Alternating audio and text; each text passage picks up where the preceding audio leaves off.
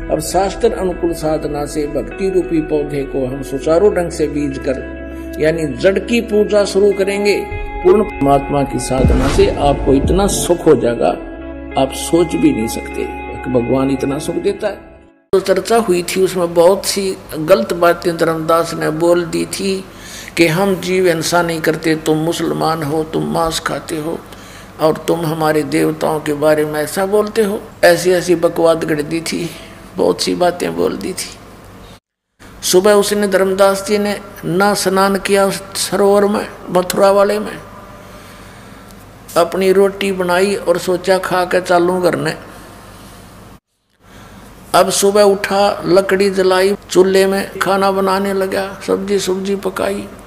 एक मोटी लकड़ी लगा रखी थी, वह बीच में थोची थी। सहयोगी लकड़ी लगा करके उसमें अग्नि लगा कर खाना बना रहा था। खाना बनाते बनाते कुछ सूर्य उदय सा हो गया, रोशनी सी हो गई, साफ दिखाई दे रहा था सब कुछ। रोटी बनाते बनाते लकड़ी जलती जलती बिल्कुल चूल्हे के पास उसका एंड आ गया, अंतिम सिरा आ गया उस लकड़ी का, जो मोटी लकड़ी थी। उसमें क्या देखा कि चींटियां अपने अंडे मुख में लेकर बाहर निकलने की चेष्टा कर रही हैं, लेकिन बाहर के हिस्से पर उस पे तरल पदार्थ उबल रहा था। जैसे गिल्ली लकड़ी हो थोड़ी बहुत, तो पीछे से उसमें तरल पदार्थ एक पानी सा उबल रहा होता है। बाहर निकलने की चेष्टा कर रही हैं, तो उस तरल पदार्थ जो उबल रहा था उसके ऊपर गिर गिर के चटक चटक होकर जल रही है। अब धर्मदास एक बार हक्का भक्का रह गया कि आज तो मैंने जुल्म कर दिया, इतनी ढेर सारी चींटियां फूंक डाली इस लकड़ी में, तो बहुत इतनी लंबी थी और जलती जलती आज निकट आ गई है भगवान, आज तो करोड़ों चींटी मर गई। रोए, बड़ा दुखी हो गया। तो उसने उसी से मैं अग्नि बुझा दी, जितनी रोटी बनी थी बन गई। अब उसने सोचा कि इसका प्रायश्चित करूं, आज मैं भूखा रहूंगा और इस भोजन को किसी साधु संत को खिला दूं। अब परमात्मा कहते हैं सोचल सीधर मैं करूं अपने जन के काज। अगले दिन परमात्मा ने क्या किया, एक हिंदू साधु का रूप बना के और एक वृक्ष के नीचे बैठ के धर्मदास जी वो थाली में डाल के सारी सब्जी चला संत की खोज में।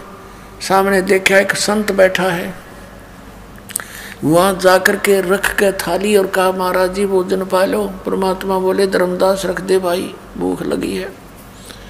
धर्मदास जी ने सोचा भाई कोई जानकार सा दिखा है, सोचा मैं भंडारे करता रहता हूं, ये महात्मा गया होगा कभी। अब रख दी थाली। परमात्मा ने एक लोटा रखा था जल का, जल लिया उसमें से थोड़ा सा और एक मंत्र सा बुदबुदाया और छींटे मार दिए। पूरी बनी बनाई रोटी और सब्जी के थाली में रखी के देखते ही देखते क्या हुआ कि सारे भोजन की चींटी बन गई, अंडे मुंह में लेकर और थाली से बाहर निकलने की चेष्टा करते हैं, सारी थाली काली होगी चींटियों से। तो परमात्मा उसी जिंदा महात्मा के रूप में बदल लिया रूप परमात्मा ने और कहा रे धर्मदास कल क्या कह रहे थे आप कि हम मुसलमान तो जीव हिंसा करते हैं और तुम जीव हिंसा नहीं करते। जब धर्मदास ने देखा ये तो काल वाला महाराज जी है, चरणों में पड़ गए, ये भगवान मेरा माफ कर दो, मैं पापी आत्मा दाता, मैंने गलती कर दी। परमात्मा ने कहा तेरे से तो कसाई भी अच्छा, तेरे एक के दिन में इतनी मार दी, इतने जीव हिंसा कर दी। दर्जन दे का रूप शैल वृंदावन कीनी, तहाँ मिले धर्मदास करते हैं बहुत अधीनी। बहुरंगी बरियाम कामनी कामी सोई, दर सतगुरु का रूप धनी उतरे हैं लोई। गरीबदास जी कह रहे हैं कि बहुरंगी वरियाम, बहुत प्रकार के रूप बनाने वाला परमात्मा और निकामी सोई, यानी केवल निस्वार्थ भाव से हमारे लिए यहाँ आते हैं।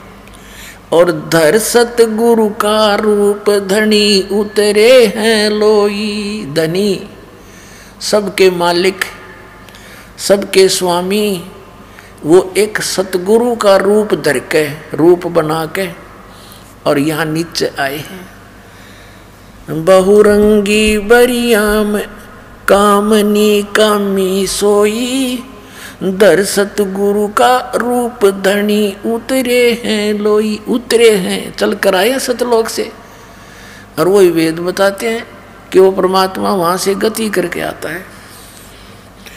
अच्छी आत्माओं को मिलता है जो दृढ़ भक्त होते हैं और उनको उपदेश देने के लिए आते हैं। और वही ये महापुरुष बताते हैं कि वो किस उद्देश्य से हमें मिले थे, कैसा ज्ञान दिया उन्होंने।